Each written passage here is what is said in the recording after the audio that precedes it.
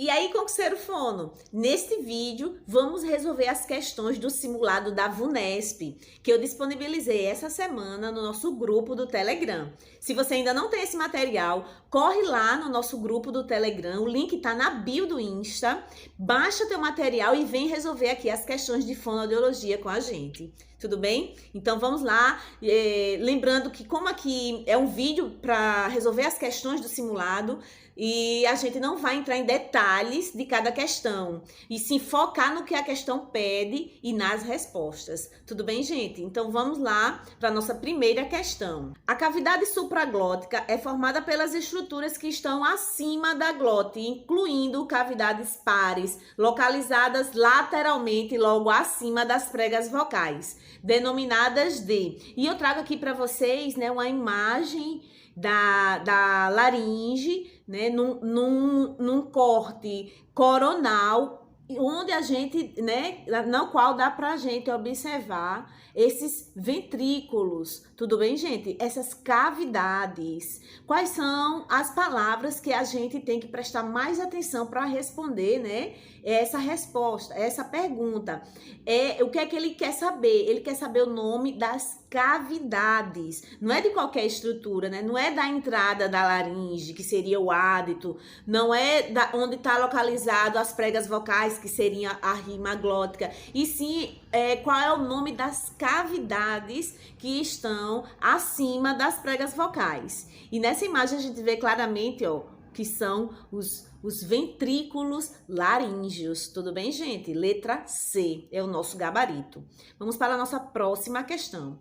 Em relação aos nervos da laringe, assinale a alternativa que descreve corretamente qual o trajeto do nervo laríngeo superior e qual é a palavra que a gente vai ter que focar nessa pergunta, nessa questão. É esse trajeto. Ele não quer qualquer informação sobre o nervo laríngeo superior, ele quer o seu trajeto. Então, vamos aqui logo para a letra A, que diz assim: penetra na laringe através da abertura na membrana tireoide, que é o forame. Então, é o nervo laríngeo superior que penetra a laringe através desse forame. Tudo bem, gente? Então, nosso gabarito é letra A. Não seria uma ramificação do gânglio nodoso do vago. E também inicia após passar pelo arco da aorta. Não, a gente sabe que o nervo que inicia após essa passagem no arco da aorta é o nervo recorrente esquerdo. Tudo bem que faz um trajeto mais longo do que o direito, beleza? O direito seria a nossa letra D, que inicia após a passagem pela artéria subclávia, abaixo da clavícula. Tudo bem, gente? Porque tem uma diferença do lado esquerdo para o lado direito desse nervo recorrente, não o nervo laríngeo superior, beleza? Desce paralelamente à região externa da laringe. Esse é o nosso nervo laríngeo externo, o nosso nervo laríngeo inferior. Tudo bem, gente? Então, vamos para a nossa próxima questão.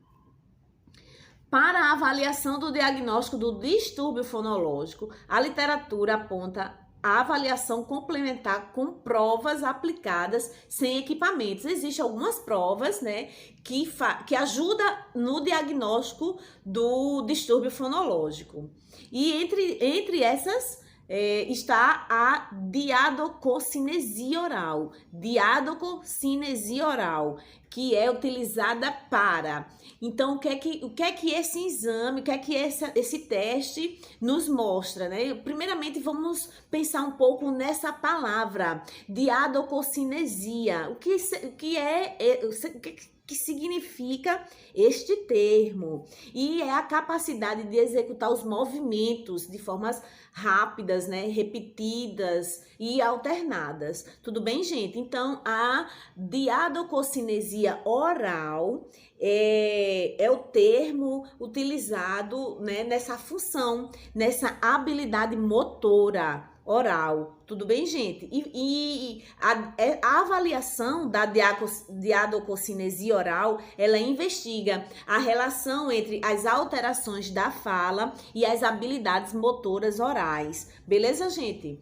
por meio de ações musculares opostas, nessa movimentação rápida. Então, é isso que a gente tem que saber sobre essa avaliação. Saber também que ela pode ocorrer de várias maneiras, dependendo do estímulo empregado e do método de análise. Mas os estímulos mais usados, mais que a gente encontra, né, a ser utilizado, é os monossílabos patacá e o trissílabo patacá. Então, para termos de questão para responder essa questão de concurso público, a gente tinha que lembrar sobre isso.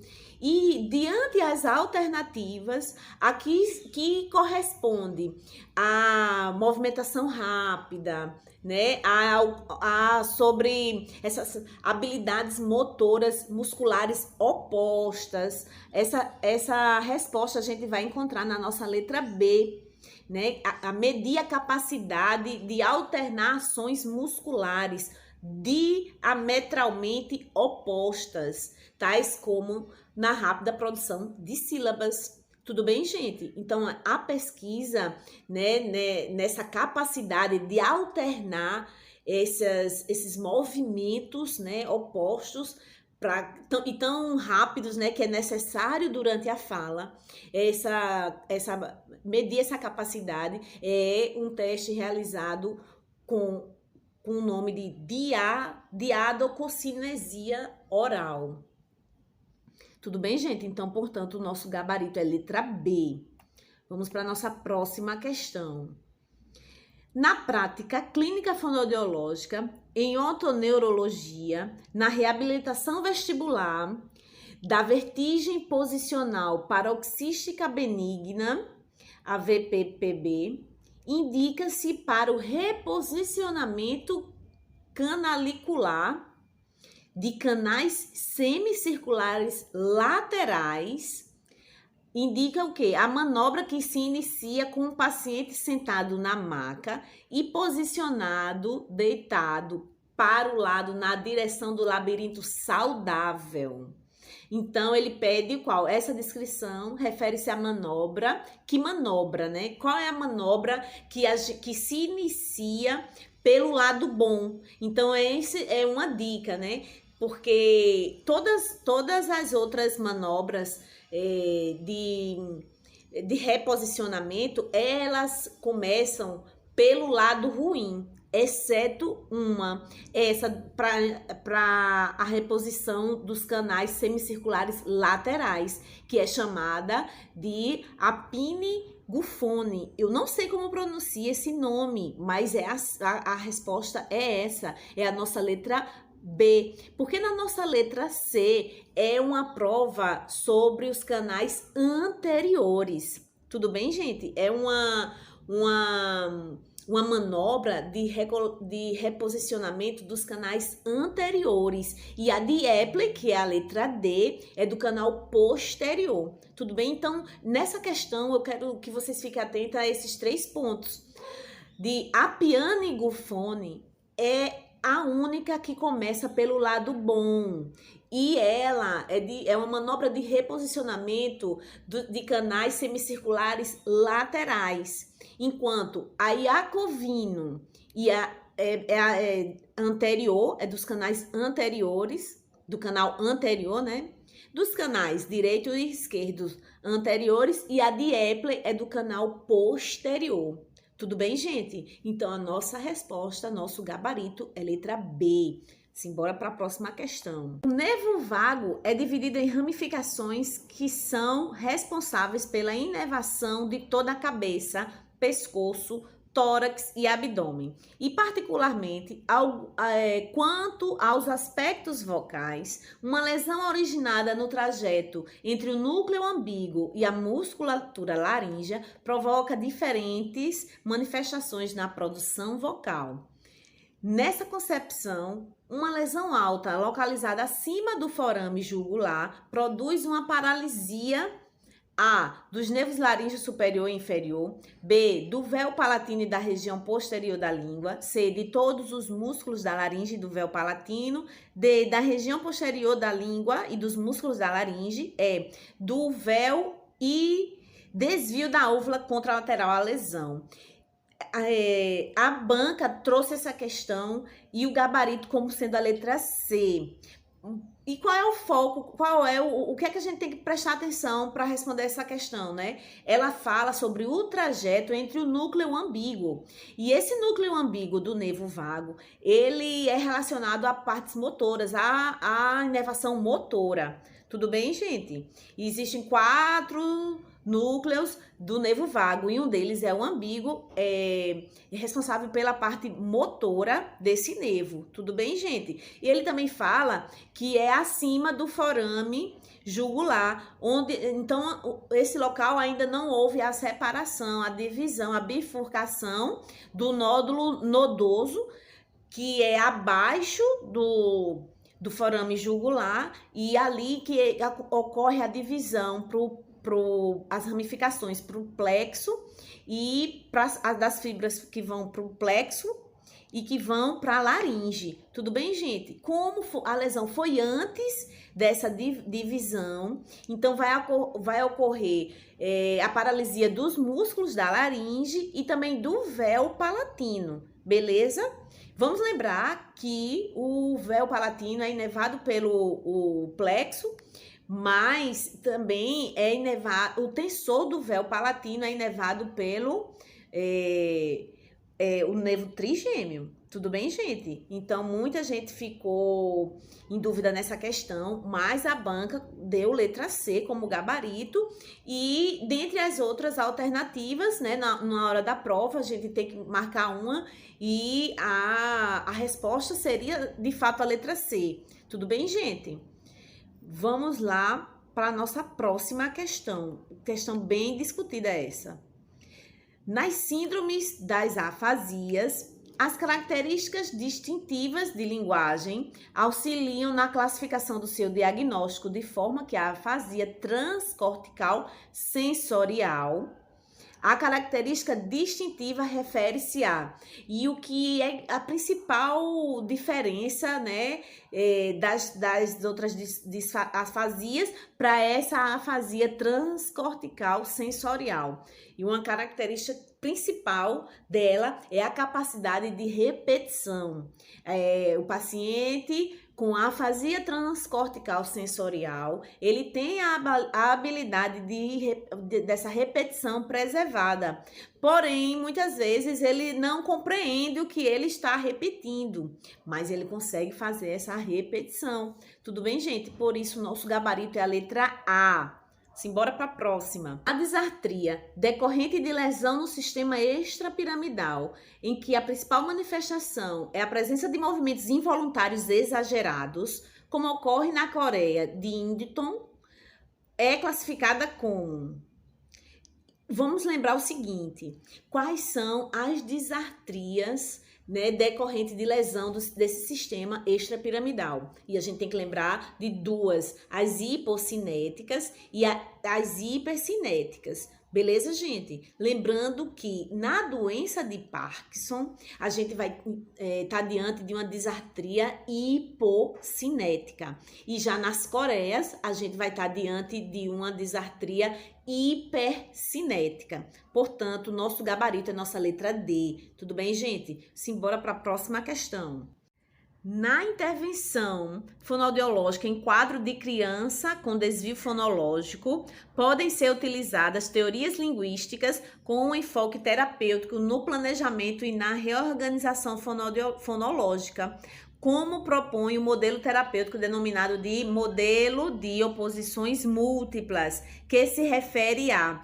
E a gente tem que lembrar para responder essa questão que o modelo de oposições múltiplas, ela é uma variação do modelo de pares mínimos, oposições máximas, onde a criança, que é especificamente no tratamento dos múltiplos sons que é substituídos pela criança, né, em relação ao sistema adulto. Então, acontece o quê? Acontece que a criança, ela coloca o mesmo som em várias palavras. Tudo bem, gente? Então, ocorre o quê? Nessa intervenção fonoaudiológica, A criança, ela é confrontada com vários sons simultaneamente, né, do inventário fonológico alterado, a fim de reduzir os homônimos da fala, que é isso, a criança, ela coloca o mesmo som em várias palavras. Tudo bem, gente? Com significados diferentes. Então, a nossa resposta é a nossa letra A. Tudo bem? Vamos lá para a nossa próxima questão. Paciente, mulher, internada em unidade de terapia intensiva, idade de 53 anos, com quadro de ceratoconjuntivite seca, apresenta os seguintes sintomas e manifestações: fissura na mucosa oral, candidíase oral, xerostomia, dificuldade de mastigar e deglutir alimentos sólidos. A equipe médica refere que está investigando um quadro de doença autoimune. E diante dessas características, o fonoaudiólogo pode suspeitar de... E entre as alternativas, né, nossa resposta é a síndrome de Sjögren, que ela tem todas esses sintomas presentes na questão. Tudo bem, gente? Essa síndrome, ela atinge, né, as glândulas lacrimais e salivares, ocorrendo a secura. Tudo bem? Por isso que na questão ele disse conjuntivite seca e xerostomia, que é essa diminuição, né, da saliva. Tudo bem? Que causa a boca seca, os olhos vermelhos e secos, dificuldade para deglutir. Então, nossa resposta é nossa letra E, síndrome de Sjögren. Tudo bem? Vamos para a nossa próxima questão. Na avaliação fonoaudiológica de um recém-nascido, observam-se lábios divididos em dois segmentos bem distintos, sendo um com fissura e o outro sem presença de fissura. Assoalho nasal cometido e incisivo superior ausente. E para a gente responder essa questão, eu trouxe aqui essa imagem, né, essa figura, que nos fala sobre a classificação de espina, né, das fissuras, né, a classificação de espina das fissuras lábio-palatina. Então, as estruturas que estão antes do forame, a fissura será classificada como uma fissura pré-forame. Se estão após o forame, será uma fissura pós-forame. E as estruturas que estão antes desse forame são o rebordo, né, alveolar e o lábio. Tudo bem, gente? Como atingiu lábio e o assoalho nasal, então a fissura vai ser uma fissura unilateral, tudo bem, gente? E completa, pois ela cometeu as duas estruturas que estão antes de chegar ao forame incisivo. Só lembrando aqui que as duas estruturas que estão após o forame incisivo é o palato duro e o palato mole. Se for uma fissura pós-forame completa, teria que atingir o palato duro e o palato mole. Caso seja uma fissura pós-forame incompleta, atingirá apenas palato mole.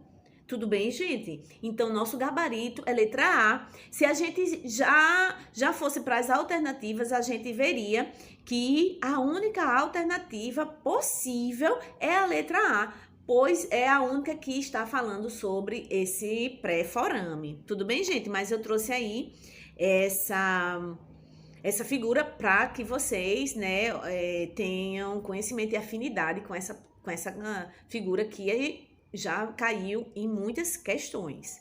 Tudo bem? Simbora para a próxima.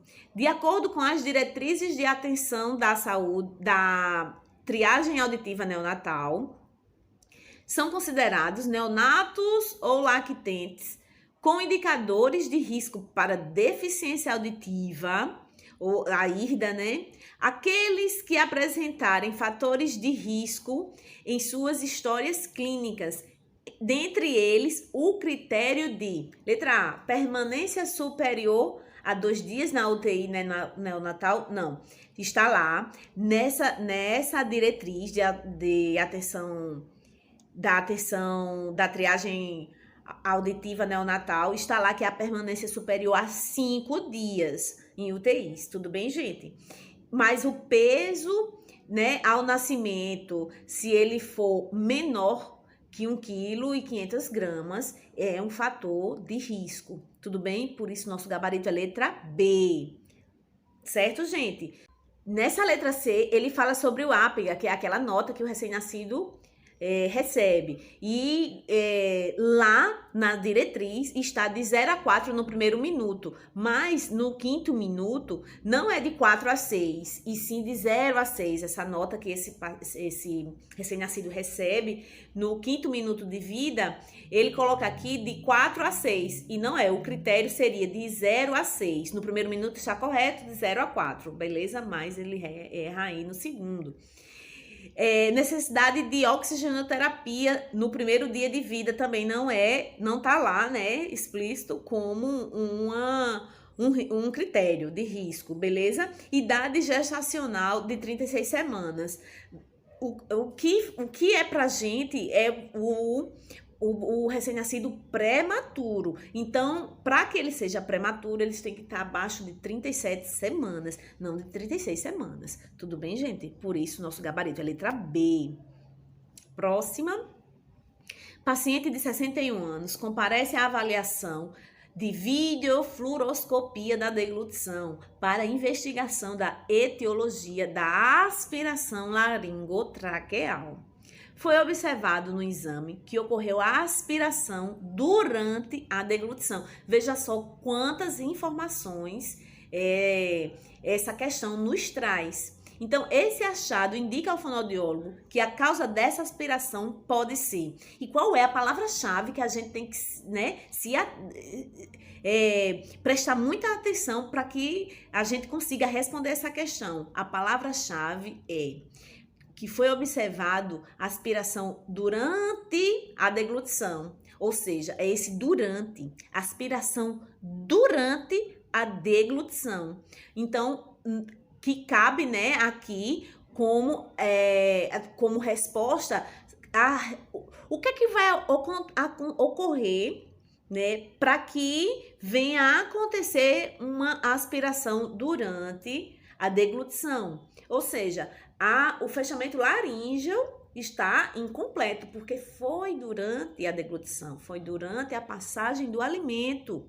Então, não ocorreu aquele fechamento, né, bem adequado da nossa laringe. Portanto, a nossa resposta é letra E. O fonoaudiólogo pode ser indicado pelo fonoaudiólogo a redução do fechamento laríngeo. Tudo bem, gente?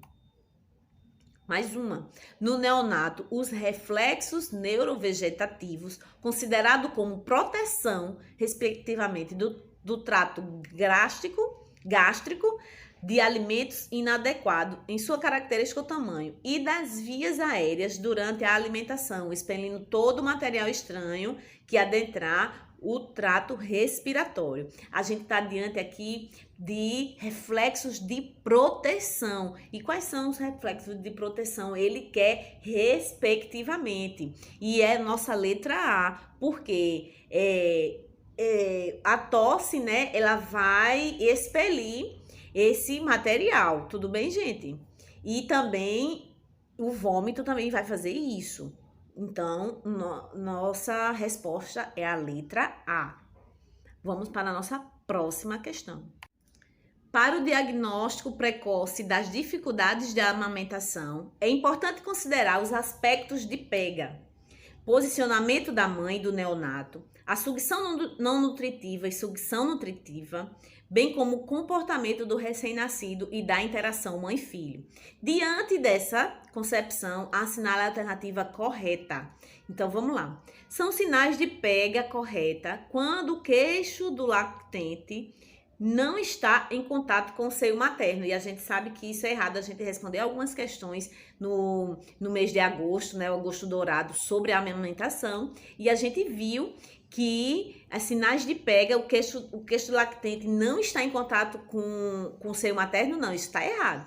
O queixo do lactente tem sim que estar em contato com o seio materno. Tudo bem, gente? Na letra B, a sucção é um reflexo presente no recém-nascido, até aproximadamente 3 meses, desencadeado com um toque na parte posterior da língua. E a gente viu, que a gente sabe, né, que o reflexo que é desencadeado com o toque na parte posterior da língua é o reflexo de gag. Tudo bem, gente? É o reflexo de vômito. Tudo bem?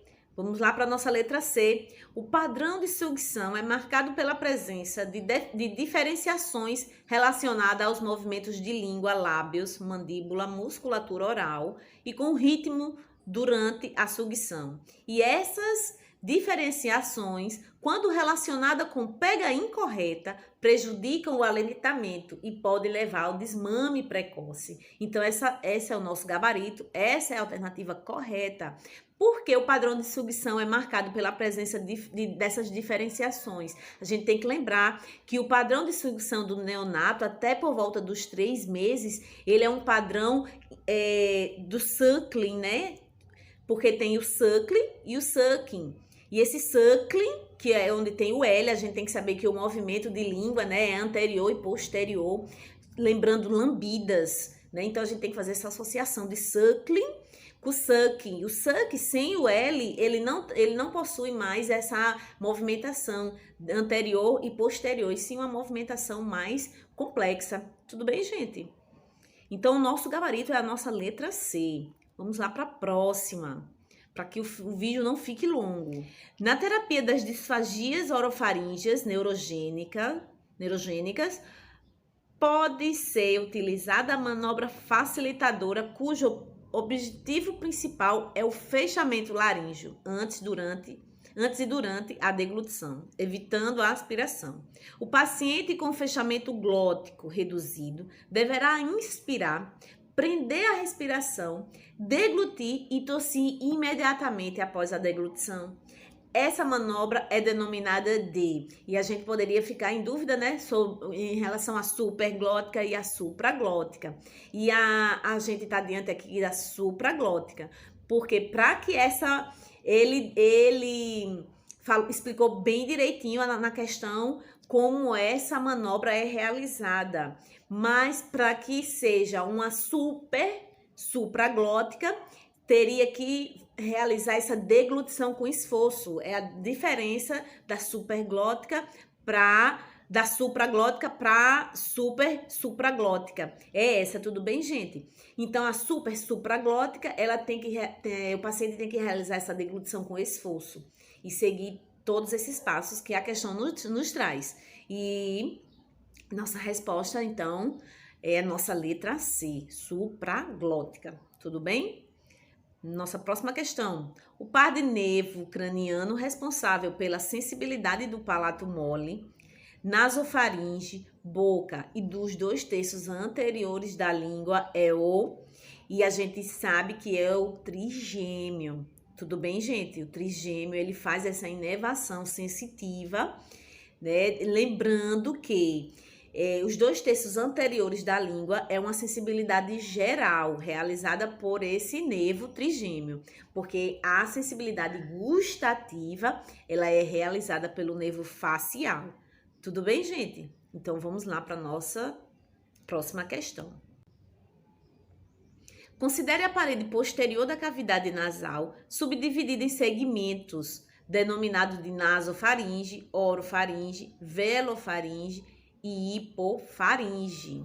Assinale a alternativa que descreve a hipofaringe. E a gente tem que lembrar que essa hipofaringe, né, é antes de chegar ao esôfago. Tudo bem, gente?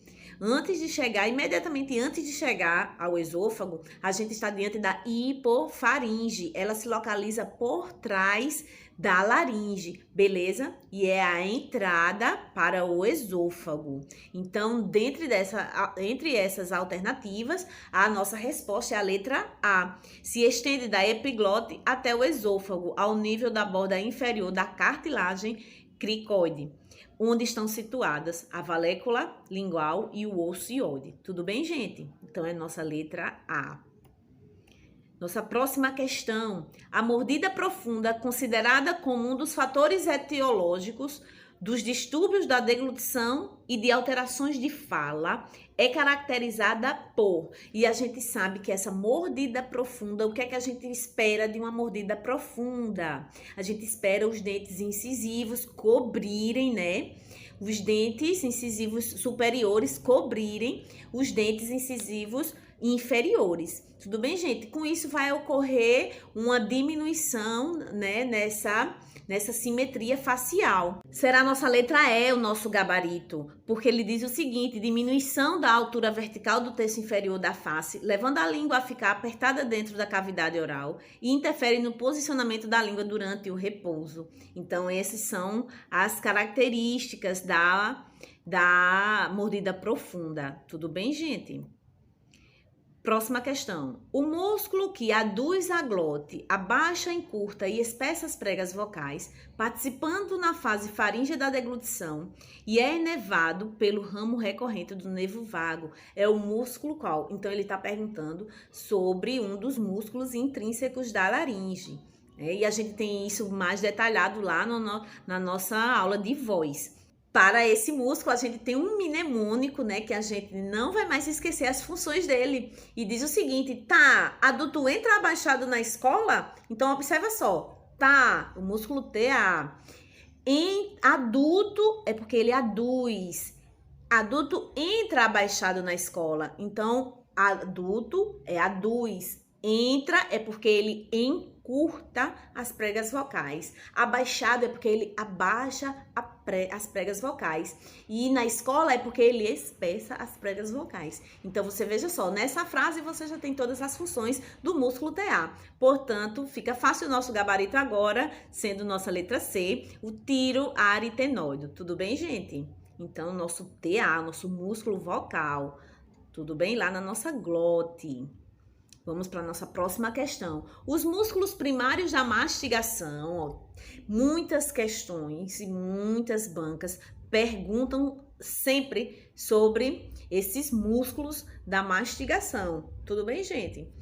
Então, será nossa alternativa na letra B, masseter, temporal e os pterigóides, medial e lateral. Essa questão muito recorrente em provas de concurso, né, que a gente já estudou bastante sobre ele. As fases da deglutição faríngea e esofágica são respectivamente. Então, quer que essa questão, né, quer da gente, quer que a gente saiba, quer que a gente diga se elas são consciente, involuntária ou involuntária consciente. Então, na fase faríngea, a gente tem que lembrar o seguinte: ela é uma fase consciente, sim, né? Porém, ela é involuntária. Já na fase esofágica, ela é tanto inconsciente como involuntária. Tudo bem, gente? Então, nosso gabarito é letra D. Consciente e involuntária, consciente e involuntária para a fase faríngea, e para a fase esofágica, ela é inconsciente e involuntária. Tudo bem? Letra D, nosso gabarito. Próxima questão. Na avaliação de uma criança de 3 anos com sinais de disfagia orofaríngea, o fonoaudiólogo, ao realizar a escuta cervical com o estetoscópio, observou um som de estridor e presença de fonação com som molhado após a deglutição. Esse achado é indicativo de... E a gente sabe que quando a gente está diante de um som, uma voz molhada, né, após a deglutição, porque está ocorrendo uma penetração laríngea. Tudo bem, gente? O alimento penetrou a região laríngea. Tudo bem? Então, nosso gabarito é letra C. Próxima questão. Dentre os reflexos infantis orais presentes ao nascimento a termo, a mordida fásica, que acontece a partir da estimulação das gengivas, desaparece por volta de... E essa mordida fágica, o que é que a gente tem que lembrar desses reflexos, né? A gente tem lá na nossa aula de reflexo, eu falo um pouco sobre ela. Essa mordida fásica, ela é substituída pela mastigação por volta dos 9 meses. Então, o nosso gabarito aqui é a nossa letra D, de 9 a 12 meses. Tudo bem, gente? Próxima questão. Considere que o tipo de disartria é determinado pelo local da lesão, de forma que a disartria hipocinética associada ao distúrbio degenerativo da doença de Parkinson é causada por dano, onde a gente resolveu uma questão sobre disartria hipercinética, que é uma disartria, né, presente nas Coreias. Beleza, gente?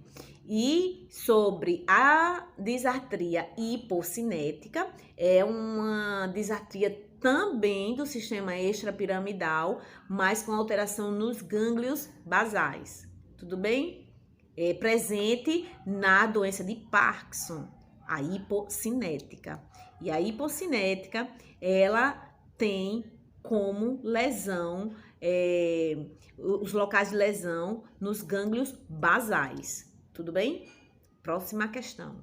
Paciente de 54 anos, após traumatismo craniano encefálico, apresentou as seguintes características em avaliação de linguagem: respostas inadequadas na compreensão oral e escrita, alteração na repetição de palavras e frases, falhas marcantes na leitura em voz alta, emissões fluentes na nomeação de objetos, figuras e cenas, mas com presença de parafasias semânticas e fonológica, e presença de circunlóquios para nomear uma figura. Tais características podem indicar ao fonoaudiólogo que o paciente apresenta uma afasia de Wernicke. Essas características presentes, né, na questão são características da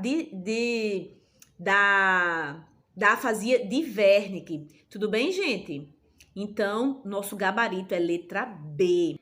Então é isso, fonoconcurseiro, espero que vocês tenham gostado. Segue a gente lá no nosso Insta, lá tem várias dicas sobre concurso público e sempre eu tô postando novidades. Então, segue aí, compartilha, curte, deixa teu comentário. Você que trabalha com alguma coisa que a gente fez questão sobre o tema, comenta aí. Sempre a galera tá me falando sobre quem trabalha, né, nas áreas, então eu peço que deixe aqui nos comentários também a sua experiência e assim, compartilhando o conhecimento, a gente vai nos fortalecendo. Tudo bem, gente? Beijo e até o próximo.